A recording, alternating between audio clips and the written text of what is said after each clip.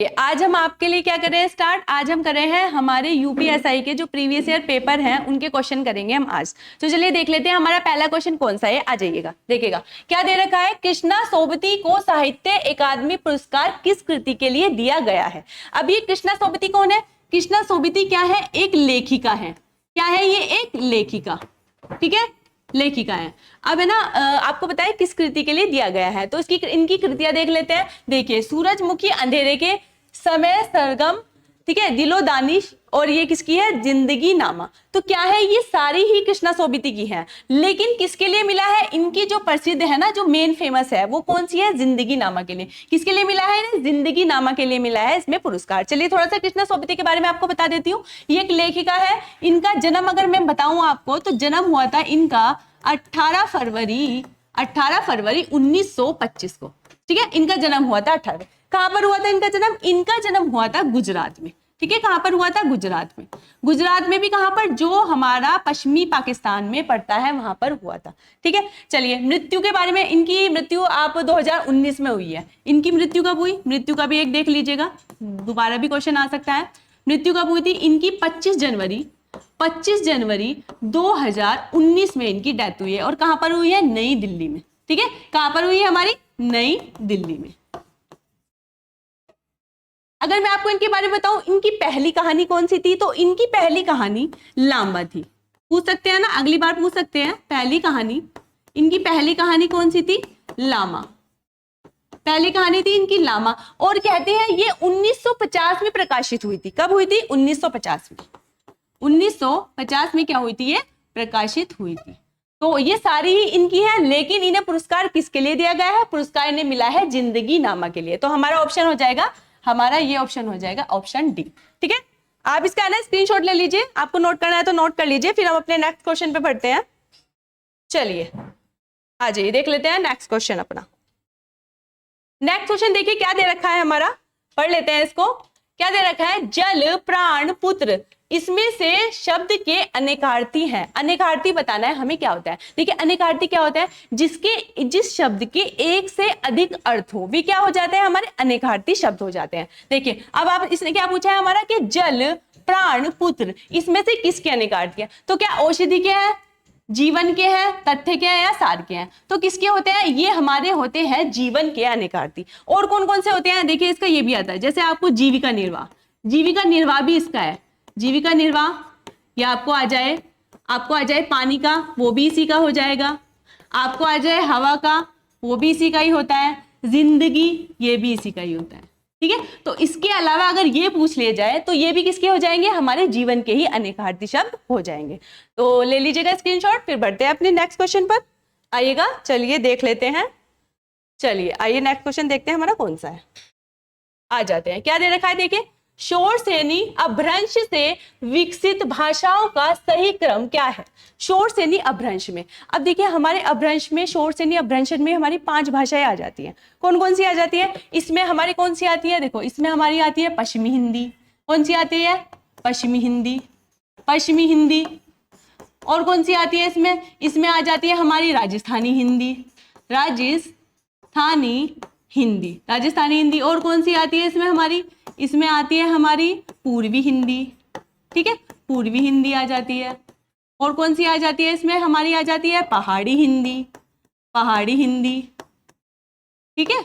और कौन सी आ जाती है, और आती है हमारी बिहारी हिंदी, ठीक है। ये सब किस में आ जाती है, ये सब हमारी शोरसेनी अपभ्रंश में ही आ जाती है। अब आपको ये जो दे रखी है, ये क्या दे रखी है, ये तो हमारी क्या दे रखी है, इनकी बोलियां दे रखी है। अब आपको बताया राजस्थानी, देखिए जो राजस्थानी है वो भी शोरसेनी अपभ्रंश में आती है। और हमारी कौन सी है, गुजराती भी हमारी इसी में ही आती है। अब पंजाबी, ये क्या है हमारी, ये इंडो आर्यन भाषा है। क्या है, इंडो आर्यन भाषा, ठीक है। और ये जो हमारी बांग्ला है, ये क्या है, हमारी मागधी है, ठीक है। मागधी क्या होता है, ये मागधी से ली गई है। तो इसका मतलब शोरसेनी में हमारी कौन कौन सी आ गई, अगर हम इसके अकॉर्डिंग देखें तो हमारी फर्स्ट और सेकंड। तो हमारा आंसर क्या हो जाएगा इसका, हमारा आंसर हो जाएगा इसका बी। चाहे तो आप स्क्रीनशॉट ले सकते हैं, तो नहीं तो अपने बढ़ते हैं नेक्स्ट क्वेश्चन पर। चलिए आ जाते हैं फिर अपने नेक्स्ट क्वेश्चन पर, देख लेते हैं क्या है, क्या दे रखा है। देखिए क्वेश्चन, क्वेश्चन दे रखा है इसमें कि मातृहंता में कौन सा समास है। मातृहंता में कौन सा समास है हमें ये बताना है। चलिए देखते हैं कौन सा। ऑप्शन क्या दे रखे हैं, दे रखा है बहुब्रीहि समास, द्विगु समास, कर्मधारय समास और हमारा तत्पुरुष समास। चलिए जान लेते हैं। देखिए बहुब्रीहि समास में क्या होता है, इसमें ना तो प्रथम पद प्रधान होता है ना ही द्वितीय पद। इसमें क्या होता है, अर्थ हमारा तीसरा ही निकलता है। द्विगु समास क्या होता है, इसमें क्या हो जाती है, संख्या। आपको जहां भी संख्या दिखाई देगी वो हमारा क्या हो जाएगा, द्विगु समास हो जाएगा। नेक्स्ट पे होता है कर्मधारय। इसमें क्या होता है, इसमें विशेषता बताई जाती है। क्या बताई जाती है, इसमें हमारी विशेषता बताई जाती है। ठीक है, विशेषता। तो नेक्स्ट पे आते हैं तत्पुरुष समास। देखिए तत्पुरुष समास में क्या है, पहले इसका हम क्या करेंगे, आप इसे मातृहंता, इसे इसका अर्थ क्या निकलेगा, मतलब माता की हत्या करने वाला, माता की हत्या करने वाला। तो क्या हो जाएगा हमारा मातृहंता। अब देखिए इसमें क्या आता है, इसमें हमारा तत्पुरुष समास है। तत्पुरुष समास कैसे, इसमें कौन सा है हमारा तत्पुरुष समास। तत्पुरुष समास के भी हमारे 6 भेद होते हैं। ठीक है, तत्पुरुष समास के भी 6 भेद होते हैं। कर्म, कर्ण, संप्रदान, अपादान, कौन सा होता है, अपादान, और क्या होता है हमारा संबंध। अगर मैं आपसे कहूं, इसमें मैंने आपको बता दिया ये क्या है, हमारा तत्पुरुष समास है। तत्पुरुष समास में भी हमारा कौन सा तत्पुरुष है, इसमें हमारा है संबंध तत्पुरुष, क्योंकि संबंध बताया ना माता की, जहां पर का की के आ जाए, का की के आ जाए, वो क्या हो जाता है हमारा, वो हो जाता है हमारा संबंध तत्पुरुष समास। चलिए आ जाते हैं अपने नेक्स्ट क्वेश्चन पर, स्क्रीनशॉट लेते रहिएगा अगर आपको लेना है तो। चलिए बढ़ जाते हैं नेक्स्ट क्वेश्चन पर, आइएगा। अब देखते हैं इसमें क्या ही दे रखा है हमारा। चलिए इसमें दे रखा है, इसमें से हार की जीत कहानी के कहानीकार कौन है। हार की जीत कहानी किसकी है, इसके बारे में पूछा गया है। चलिए देख लेते हैं इनके आंसर क्या दे रखे हैं हमें। देखिए राज्ञ राघव की है, कमलेश्वर की है, सुदर्शन की है, या फिर यागेंद्र शर्मा की है। तो किसकी है, ये हमारी है, ये हमारी किसकी है, सुदर्शन जी की है। कौन सी है, इसकी और भी क्या है, देखिए इनकी एक और है, इनकी है आशीर्वाद। आशीर्वाद भी किनकी है, इन्हीं की है। और कौन कौन सी है, इनका कवि का चुनाव, कवि का चुनाव किनकी है, कवि का चुनाव भी इन्हीं की है। ठीक है, वही बात क्लियर। अब जैसे मैं आपको कहूं इनकी कौन सी है, राघव राघव की, इनकी है देवदासी, देवदासी। ठीक है, और कौन सी है, इनकी और है तूफानों के बीच, तूफानों के बीच, ये भी किनकी है, इन्हीं की है। ठीक है, तो ये हमारी इनकी है। कमलेश्वर की क्या है, इनकी है जॉर्ज पंचम की नाक, जॉर्ज पंचम की नाक।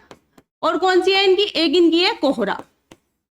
तो ये भी याद रख लीजिएगा, नेक्स्ट टाइम में इनकी भी पूछ सकते हैं। ठीक है, चलिए यादवेंद्र शर्मा की क्या है, मेरी प्रेम कहानियां। राघवेंद्र शर्मा की है मेरी प्रेम कहानियां। तो किसी की भी पूछ सकते हैं, इसलिए मैंने आपको सबकी ही बता दी। तो इनकी है, लेकिन हमारा करेक्ट आंसर कौन सा हो जाता है, यहाँ पर ये हमारा आंसर होता है सुदर्शन। तो हमारा करेक्ट है आंसर नंबर हमारा सी।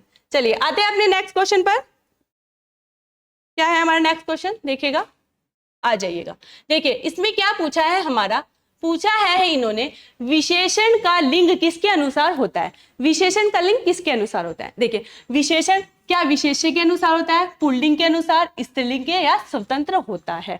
तो हमारा विशेषण का जो लिंग होता है वो हमारा विशेष्य के अनुसार होता है।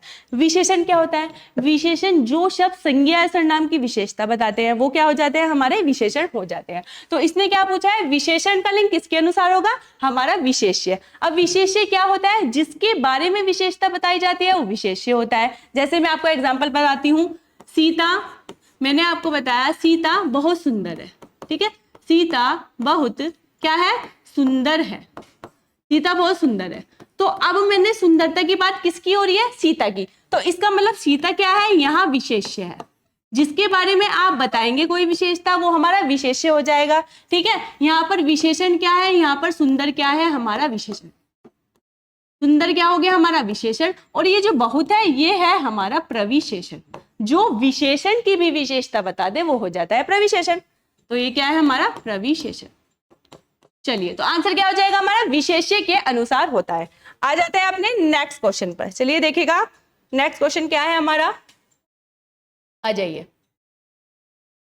इसमें क्या दे रखा है, देखिए इसमें से शुद्ध शब्द कौन सा है, हमें क्या बताना है, इसमें हमें शुद्ध वर्तनी बतानी है कि कौन सी है, कि कैसे लिख सकते हैं। देखिएगा इसमें लिखा है विद्यावाचस्पति, विद्यास्पति, इसमें लिखा है विद्यावाचस्पति या फिर ये वाली, तो इसमें कौन सी सही हो जाएगी, चलिए देख लेते हैं। इसको हम अगर मैं आपसे कहूं कैसे लिखा जाता है, तो इसमें ये वाला सी वाला हमारा ठीक है, इसको हम ऐसे लिखते हैं विद्यावाचस्पति, ये बिल्कुल करेक्ट शुद्धनी है इसकी, ये इसी तरह से लिखा जाएगा। तो हमारा आंसर क्या हो जाएगा, इसमें हमारा आंसर हो जाएगा सी। चलिए आते हैं अपने नेक्स्ट क्वेश्चन पर, देख लेते हैं नेक्स्ट क्वेश्चन कौन सा है हमारा।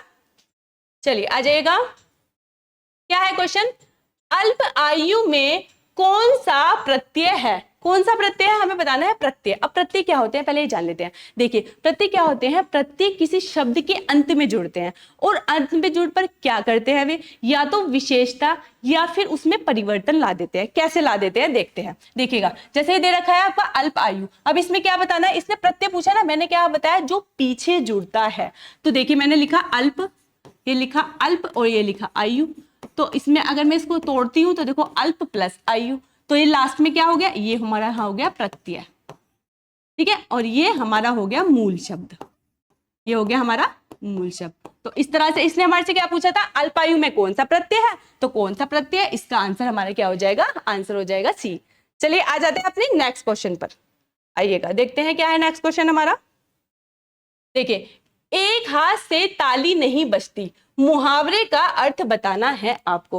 कहने का मतलब एक हाथ से ताली नहीं बजती कि गलती किसी एक की नहीं होती है, दोनों की होती है, कम ज्यादा हो सकती है। तो देखते हैं क्या है, अकेला आदमी झगड़ा नहीं करता, इसका आंसर ये होगा, झगड़े में दोनों पक्ष दोषी होते हैं, हर बात पर ताली नहीं बजती, या फिर काम करने के लिए दोनों हाथों की जरूरत होती है। तो क्या हो जाएगा इसका आंसर, इसका आंसर होता है कि झगड़े में दोनों पक्ष दोषी होते हैं, थोड़ा कम कोई ज्यादा लेकिन होते हैं दोनों ही दोषी। तो इसका आंसर क्या हो जाएगा, आंसर हो जाएगा हमारा बी। चलिए आ जाते हैं अपने नेक्स्ट क्वेश्चन पर, आइएगा देख लेते हैं क्या होगा।